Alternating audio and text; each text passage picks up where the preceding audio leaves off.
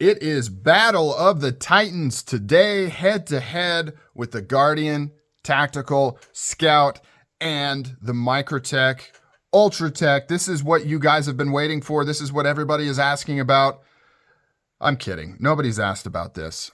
Just kind of popped in my head between these two. I think they are competitors in the space. And I don't know. I just want to talk about it. I think it's kind of interesting. Now, before I begin, are these two really competitors? Yes. But I could make the argument that the Microtech Makora, which I don't own one, maybe is a better competitor to the Scout. The Scout, so the Makora is smaller than the Ultratech, and smaller than the Guardian Tactical. So the Guardian Tactical kind of fits in the middle of the two, right? It's size-wise, it's kind of in between the Ultratech because it's just a little bit smaller than the Ultratech, especially depending on where you measure it from. But it's definitely bigger than the Makora, but the Makora actually has inlays, and the Makora is not crazy priced either. It's similar to the Ultratech, right? But this is what I have, so this is what we're going to talk about. I have heard people mention that the Scout is kind of their answer to the Ultratech.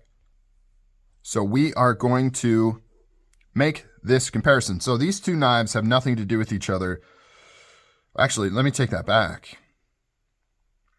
I can't remember. I know it was either Ratworks or Guardian Tactical that I believe was started by ex-Microtech employees. Now that I think about it, way back in the day, like when they first came out, I don't remember which one or both. So if anybody remembers down below, let me know. Does Guardian Tactical have any roots into Microtech in terms of, I know they're not related, but in terms of ex-Microtech employees starting Guardian Tactical? Because I can't quite remember. There may be a link there, there may not be a link there, but either way, it's not like the Heretic Knives Microtech thing where Heretic Knives is Tony Marfione Jr. and Microtech is Tony Marfione Sr., right? Direct relationship there. But there may be kind of some links with ex-employees. I don't really recall. But Guardian Tactical's actually been around for a long time. They've done, in the past, they did a lot of side opening automatics. And in the more recent years, they've done more OTFs. In fact, I'm not even sure if Guardian Tactical is currently producing any side opening automatics. They may just be doing out the fronts. But one thing that has been consistent across their tenure is they haven't released a lot of variants and a lot of models, which is interesting. They kind of keep things pretty small and sweet, kind of core product kind of thing, and they don't really produce a lot of different versions. Microtech, on the other hand, is the complete opposite. Microtech is almost overboard in terms of the different finishes, the different styles, the different models that they're constantly releasing. Microtech, this is a tangent. You know me. If you've joined this channel here with me in the basement at Edge Mindset, you know I am the king of segues, allegories, and rambling tangents. That's what I do. I'm trying to take you guys on weird mental journeys. And if you don't keep up, you're not going to know what's happening. You've got to stay focused. And even if you do stay focused, you still may get lost. And that's perfectly okay because I get lost in my own head as well. Microtech releases a lot of different versions of a lot of different things all the freaking time, almost overkill, in my opinion. They are the masters, in my opinion. I just said my opinion twice. They're the masters of marketing and they're the masters of releases. They know how to make something that's quote unquote special. They know how to release it to get maximum revenue from it and then kind of throttle off of it and then come back later and offer it again. You're seeing that right now with the Scarab 2. They released that a couple years ago, super popular, and then they went away. And now they're teasing that they might come back again, which is getting people all fired up, and they're going to go out and they're just going to empty the stores with them, buy them all up. And they do that very, very well with all their models, as well as making sure that they are keeping their margins nice and big on everything they release. But anyways, Guardian Tactical, what I was talking about, this is supposed to be a comparison video, and now I'm talking about company v company as opposed to this particular knife. So back on track, let's talk about these knives if you're still with me. Overall, they're very much similar, right? The Guardian Tactical is a little bit smaller. Let's do some measurements here. Even though my measurements, because they're not very accurate, are probably going to be the same, but 3.5-inch blade, overall length 8 inches to just the butt of the aluminum, whereas this is, about the same and then about the same, right? The Ultratech does have the glass breaker that sticks out the back, whereas the Guardian Tactical just has these embedded here. So if you're somebody that doesn't like the glass breaker concept of Microtechs, this might be up your alley. It still has them, but they're not as obnoxious and they're not uncomfortable to put your thumb on in reverse grip if that's your jam. Steel, M390. This is LMAX.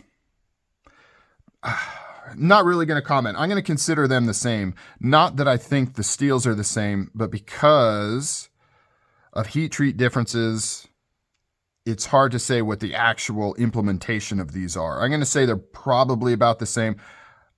I'm leaning towards the LMAX probably being better. I know Microtech doesn't have the best heat treat on their steels. They tend to run them a little soft, or at least based on what I'm hearing and seeing. So when you say M390 on Microtech, doesn't necessarily mean it's equal to M390 on another maker. But it's still a good steel, and it's still heat treated, and it'll still perform with everything you need. But LMAX is good stuff, but a lot of it comes down to the heat treat and how it's actually implemented, how it's quenched, things like that. So I'm going to consider those same. You may have a different opinion. If so, leave your comment down below. I'd like to hear it. Really enjoy that stuff. Handle material 6061. This is 6061. Action definitely goes to Guardian Tactical. That's kind of like their thing, is how smooth and easy the action is. And it's an interesting combination. I really need to take this thing apart because the switch is super smooth because it's running on bearings and it's running on this steel plate here, whereas this is absolutely not. It's running on aluminum, and then it just has a spring that's it, and you've got a little bit more play in the button. This one is a lot more firm, not 100% bank vault tight, but more firm. So the action on this is super smooth, but it feels like more than just this switch is smooth. Like the actual action of the blade feels smoother because it comes out really easy. It's really easy to deploy and retract. And yet it feels like it fires really hard. In fact, it feels like it fires a little bit harder than the Ultratech, but it's actually easier to deploy. So I don't know if that's just an illusion and this actually doesn't deploy as hard, because typically with double action OTFs, there's a direct relationship to how easy it is to activate the switch to how hard it fires, right? Because this act right here is charging the springs. And so you can't really have a double action OTF that's effortless to deploy but fires really hard, because they're contradictory to each other. But what you can do is make sure that everything is nice and smooth in here so that the power you do generate from these springs has less resistance when pushing out the blade. And I think that's what Guardian Tactical's done here. Maybe is refined the internals a little bit, polish things up a little bit, but I'm not completely sure. I would like to do a comparison, open these both up. I don't know if that's going to give me the answer I'm looking for, but it would still kind of be interesting. Let's do weights. I'm all over the place. We're talking action, we're talking specs, and then back and forth. Guardian Tactical, I suspect, is going to be lighter, 3.1. Ultratech, 3.4. So same ballpark, but the Ultratech is heavier, and it has to do with the lack of the carbon fiber inlays. You can definitely feel. Let's do this, because I know my measurement with my tape made them seem the same, but you can see if you run them side to side, the Ultratech is very much longer in the handle, but look at the blades. Blades are like the same length. So the handle to blade ratio is actually considerably better on the Guardian Tactical than the Ultratech. The Ultratech has quite a bit of handle sticking out the bottom there, even without that glass breaker. But the blade lengths are almost identical. So that's a huge plus there. And if you look at that choil, the choil's about the same size. So you get more equal cutting length between the two, but a much smaller package with the Guardian Tactical. Guardian Tactical, you also get the, I'm going to say the GT. With the GT, you get the 3D titanium pocket clip. It is not reversible. However, the Ultratech is reversible. So you can undo this and you can just swap this pocket clip to the other side. So righty, lefty, friendly. righty only friendly, or at least mainly. You can still carry this if you're a lefty. You just have to flip it around when you pull it out, and then you can activate it. Other than that, I'm not really going to talk blade shape or utility because I'm not trying to compare this knife to this knife. It's more of this model to this model. And the Ultratech comes in all different kinds of blade shapes. There's a drop point blade shape that's a little more usable, a little more cutting friendly. This Tanto is like the worst. So I've sharpened this and I've put a wider bevel on it. When it first came, this thing was, I mean, it wouldn't cut anything because it was so thick behind that edge.